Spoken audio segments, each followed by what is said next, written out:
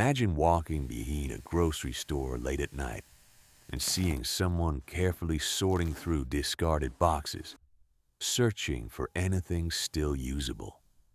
Because in that moment, the goal is not wealth or success, but simply finding something of value that others overlooked. For many people, this scene represents struggle or desperation.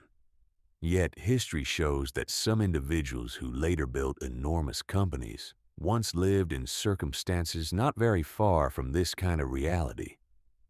The idea of moving from extreme scarcity to large-scale success is often simplified into dramatic stories, but the real explanation is usually much more complex and gradual. Many business founders who later became billionaires did not begin with strong financial safety nets. Instead, they often started with very limited resources, temporary work, small side projects, and a constant need to find opportunity where most people saw none. What becomes interesting from an economic perspective is how scarcity can sometimes train people to look at waste, inefficiency, and overlooked systems differently. When resources are limited, individuals often develop a habit of asking simple but powerful questions such as why something is thrown away, why a process is inefficient, or why a service costs more than it should. These questions may seem small at first, yet they often form the foundation of new business ideas. In many industries, large companies eventually grow by solving problems that were ignored for years.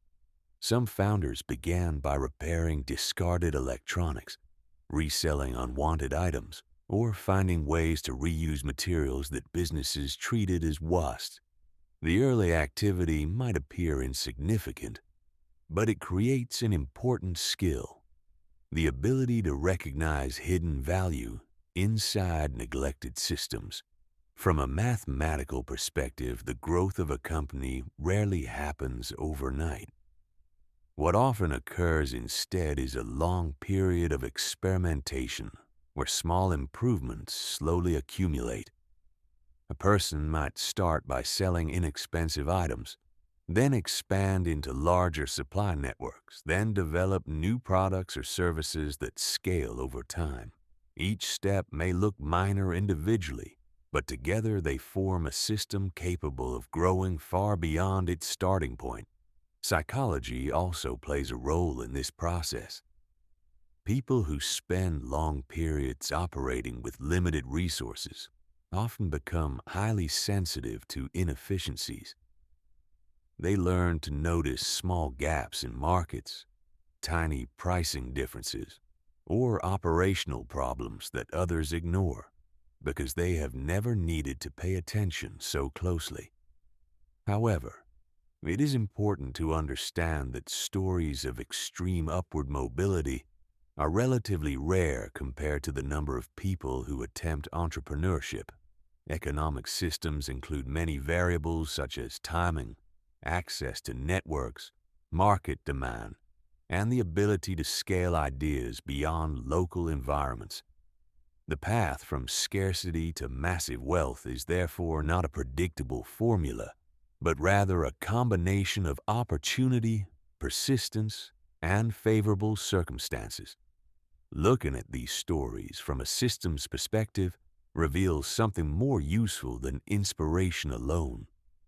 The early stages of many large companies began not with grand strategies, but with careful observation of everyday problems. Waste, inefficiency, and neglected markets often hide small opportunities that become visible only to those paying close attention. In that sense, the distance between a discarded object and a billion-dollar company is not defined by a single moment of transformation.